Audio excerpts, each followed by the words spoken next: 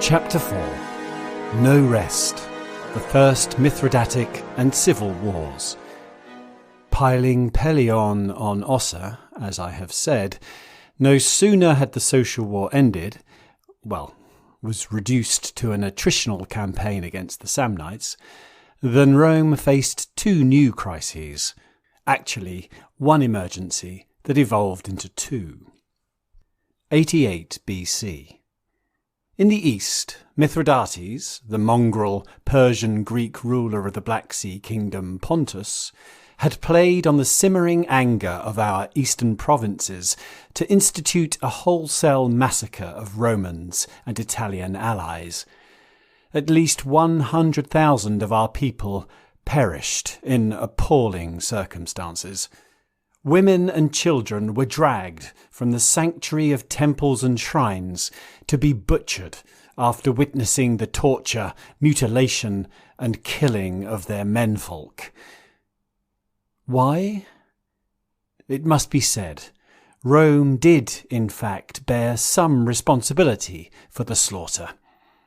After inheriting what became the Roman province of Asia from Attalus III, the Greekling monarch of Pergamum, our tax collectors squeezed the formerly prosperous kingdom dry, and then proceeded to take the same approach with the longer established province of Macedonia, which also included mainland Greece.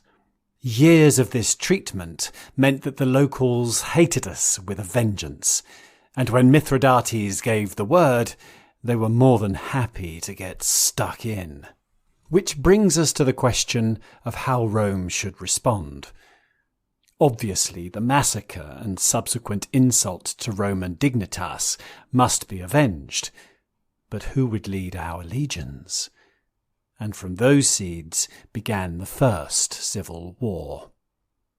The Senate rightly voted the command to Sulla, who had burnished his laurels during the Social War. But his old boss and rival Marius wasn't having any of it. Marius was, by now, an old man and showing definite signs of senility. But he was still a powerful presence who believed that the Eastern Command should be his, as well as an unprecedented seventh term as consul.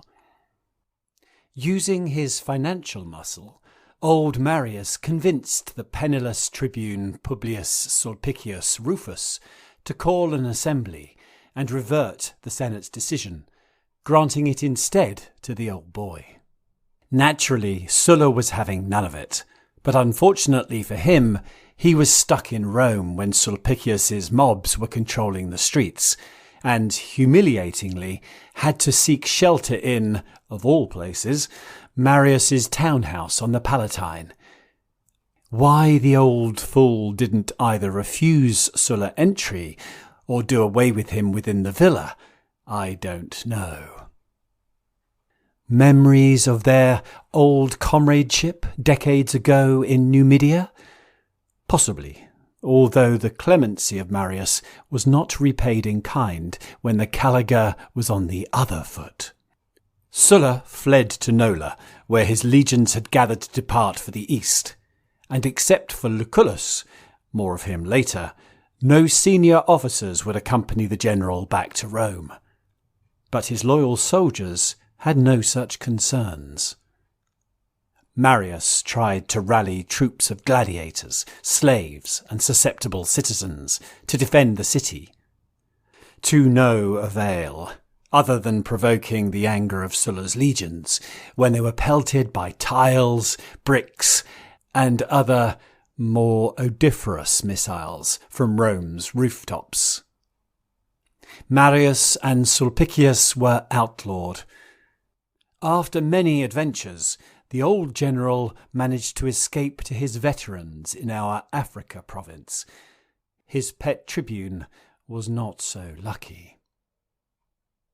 You may be asking what my part in the conflict was. With Dad dead, I still had the loyalty of his Picenna legions and plenty of cash, but was pondering my options.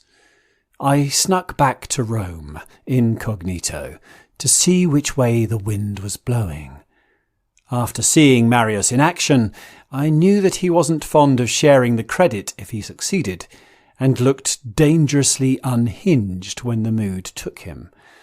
So, Sulla it was then. But just as I made a decision, a strange thing happened. Something I have never spoken of before.